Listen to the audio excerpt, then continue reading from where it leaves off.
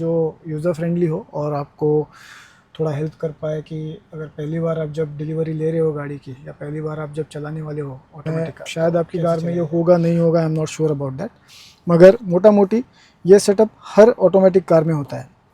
हम आप फीचर होता है जिसको हम क्रॉल कहते हैं, ठीक है। तो अब देखो कि जैसे ही मैं ब्रेक को रिलीज़ करूँगा मेरी गाड़ी धीरे धीरे आगे मूव करने लग जाएगी। सो पहले 2-3 मिनट थोड़ा मैं डरा हुआ था फॉर द वेरी रीज़न कि गाड़ी थोड़ी बड़ी है।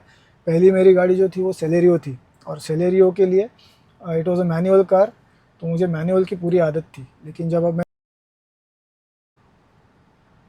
दोस्तों हम आज सीखेंगे कि आपने अगर रिसेंटली एक ऑटोमेटिक कार को ख़रीदा है और पिछले कई सालों से आप अगर मैनुअल कार चला रहे हैं तो there is a very high possibility कि आप शायद नहीं जानते होंगे कि किस तरह से पहली बार मैनुअल कार को चलाना है। मेरे साथ ये हुआ था। मैंने अभी रिसेंटली ये जो गाड़ी ख़रीदी है, इस गाड़ी को ख़रीदते वक्त आई वॉज़ वंडरिंग कि मैं किस तरह से पहली बार ऑटोमेटिक कार को चलाऊँगा। तो उस पर्सपेक्टिव से मैंने फिर सोचा कि चलो एक काम करते हैं, क्योंकि मैं जब ख़रीद रहा था तब मुझे ऐसा कोई वीडियो नज़र नहीं आया था जो यूज़र फ्रेंडली हो और आपको थोड़ा हेल्प कर पाए कि अगर पहली बार आप जब डिलीवरी ले रहे हो गाड़ी की या पहली बार आप जब चलाने वाले हो ऑटोमेटिक कार तो कैसे चलाई जाए। So let's start. आप यहाँ पे देख रहे हो, this is a simple setup that every automatic car has, PRND और S। पी का मतलब है पार्किंग। जब आपकी कार स्टेशनरी होती है तो आप उसको पार्किंग मोड पे रखते हो, तो P is for parking, R is for reverse, N is for neutral और D इज़ फॉर ड्राइव। बहुत कार्स में ये जो होता है इसको बहुत बार स्पोर्ट्स मोड भी कहा जाता है। ड्राइव मोड आपको S प्लस और S माइनस या स्पोर्ट्स मोड प्लस और माइनस, इसका दूसरा मतलब ये है कि आप गियर्स को यहाँ पे मैन्युअली शिफ्ट कर सकते हो, अप शिफ्ट या डाउन शिफ्ट। साथ ही में आपको यहाँ पे पार्किंग का इलेक्ट्रॉनिक पार्किंग ब्रेक मिलता है, ऑटो होल्ड मिलता है, और ऑब्वियसली अगर आपकी गाड़ी में अगर आपको वेंटिलेटेड सीट्स है तो उसका यहाँ पे ऑप्शन मिला हुआ है मुझको। और अगर आपको पार्किंग कैमरा के लिए अलग से यहाँ पे बटन है जो आप यूज़ कर सकते हैं। यहाँ पे कुछ ड्राइविंग मोड्स दिए हुए हैं that you can change. All of this depends from car to car. तो मैं शायद आपकी कार में ये होगा नहीं होगा, I am not sure about that, मगर मोटा मोटी ये सेटअप हर ऑटोमेटिक कार में होता है। हम अब जिस गाड़ी में बैठे हैं this is a CVT transmission car, या Hyundai इसको IVT के नाम से बेचती है मार्केट में। तो लेट्स बिगिन।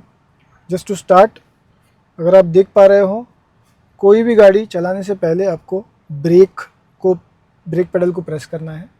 एक बार आप ब्रेक पेडल प्रेस करें उसके बाद इस पर्टिकुलर लीवर के नीचे एक बटन होता है, उस बटन को जब आप प्रेस करते हो तभी ये लीवर मूव करेगा, ये आप ध्यान में रखिएगा।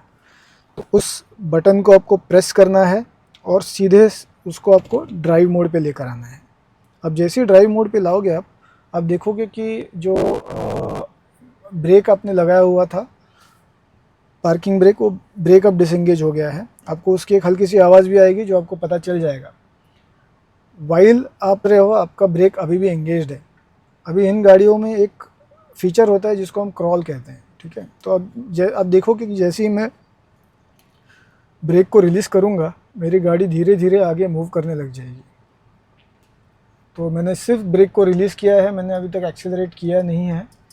तो जैसे ही मैं ब्रेक को रिलीज़ करता हूँ मेरी गाड़ी क्रॉल करने लग जाती है, और जैसे ही मैं अभी एक्सेलरेट करने लग गया हूँ तो धीरे धीरे मेरी गाड़ी अभी स्पीड पिकअप कर रही है।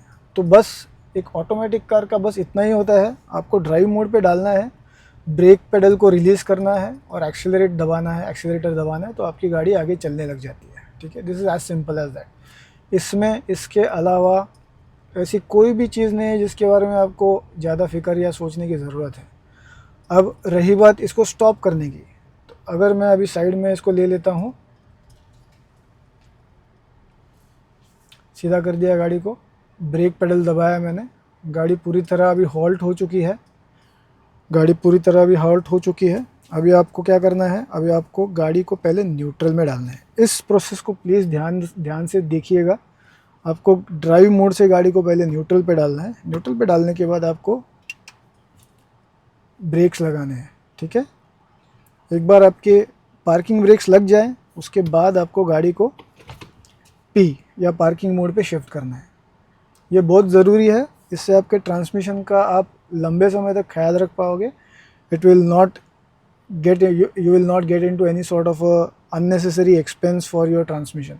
तो इस बात का सिर्फ ध्यान रखें कि आप जब भी पार्किंग करें सबसे पहले आप ड्राइव मोड से न्यूट्रल पे लेके आए गाड़ी को।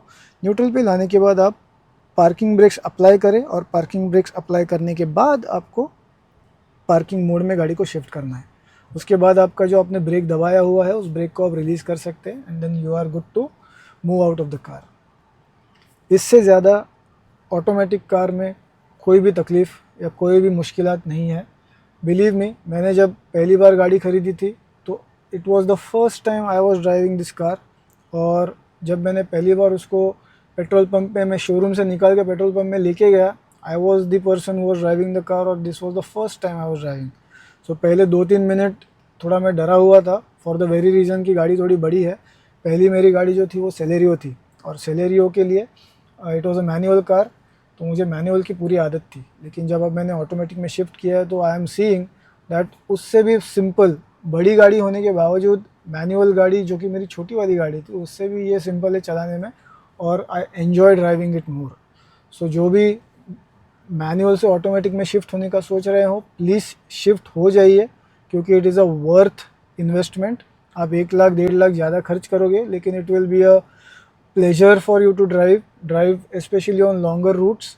आपके घर पे कोई भी इस गाड़ी को चला पाएगा अगर उनको पहले से गाड़ी चलाने की आदत है, तो they will be able to easily shift from their old car to this particular car. और मोर इम्पॉर्टेंटली गाड़ी बहुत स्मूथ चलती है, खास करके जिस गाड़ी में मैं बैठा हूँ ये गाड़ी बहुत ही बढ़िया है for city drives, for highway drives. मैंने अभी रिसेंटली करीब 1000 किलोमीटर का ट्रैवल किया है इस गाड़ी में और believe me guys it's a smooth car to drive, city में भी और हाईवेज़ पे भी। माइलेज की अगर बात करें तो mileage has been excellent. I have got a city mileage of around 12 kilometers per liter, and if I am on highways I get a mileage of around 18 to 19 kilometers per liter. So it is a good car to have and you can think about it. So any for that matter कोई भी आप automatic car खरीदने जाओ, it is a easier car to drive, it is a more relaxing travel that you can have. So think about it. This is all from me. If you like this video, please like, subscribe, share, follow and share it with your friends who are going to plan to buy a new automatic car in the future. Thank you. Have a good day. Bye bye.